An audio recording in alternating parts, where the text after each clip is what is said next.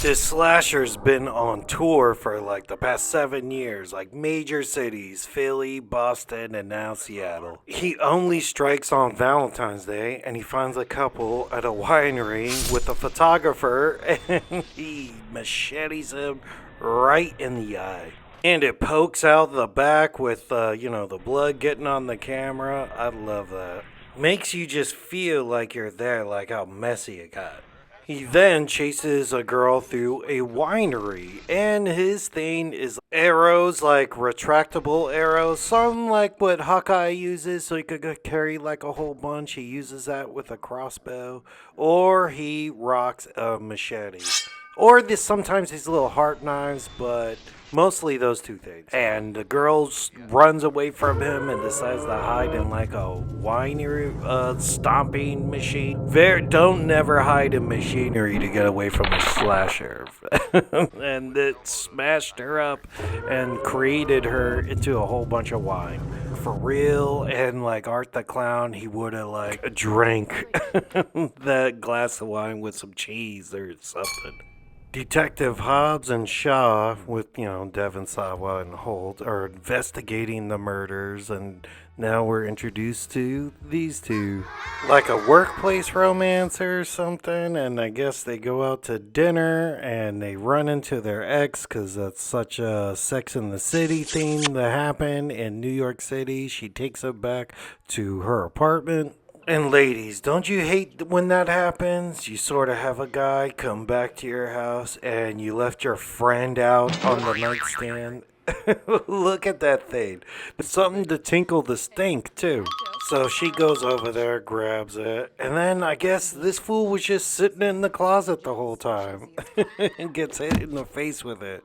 And now the chase is on. Grabbed the belt and tried to lock him in there, but of course that's not gonna hold that fool forever and everything. Like, dude, get out of the fucking apartment by then. This fool also has like a Rambo knife, Jesus, with teeth on it and everything. And Mason Gooding Jr., he just takes this fool out like real quick. And apparently their apartment building's right next to a fairgrounds where they have a merry-go-round, and they have a little chase scene on there where he almost machetes her right into snooze. She's feisty too, man. He slugged her and she kicked the shit out of him, fell out of the thing. The police show up and immediately arrest Mason Gooding because he's black. Just kidding, no, dude. He was knocked out and then they put a mask on him. So they tried to do like he framed him up a little bit. Hobbs and Shaw show up and like, hey man, he was wearing the mask. He has a crossbow on him. We got our guy.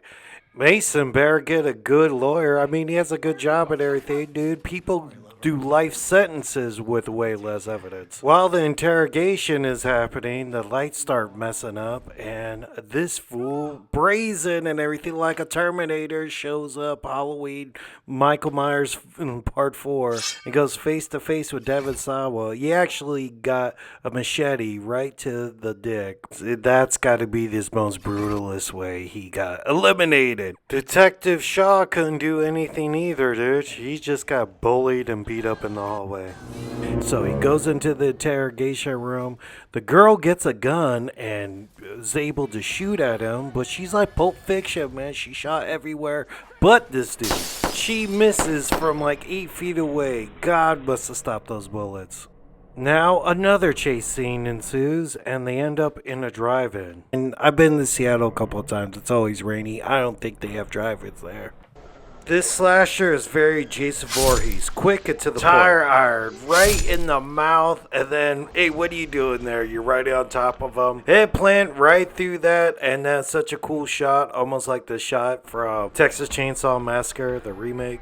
They just hid inside this like hippie couple's car, and they decided to bone anyway, and that's when the Heart Eyes killer decided to go and get him, and a couple of people just being around too. They ran away, but then they decided to turn back and fight this dude. They stab him in the chest with the machete, take off his mask. They're like, "Do you know this Vato?" Like, I don't know this dude.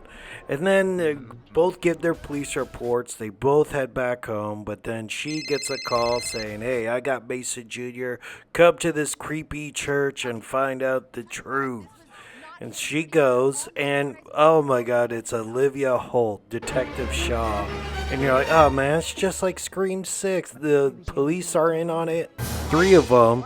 And then this dude gets like wax all over his head and an arrow in the head. And then Olivia Holt gets her head taken off by a statue. And there you go. Then a year later, they're in love. They go back to the drive-in. She proposes to him untraditionally, and they end up happily ever after. Or as happily as you could be married.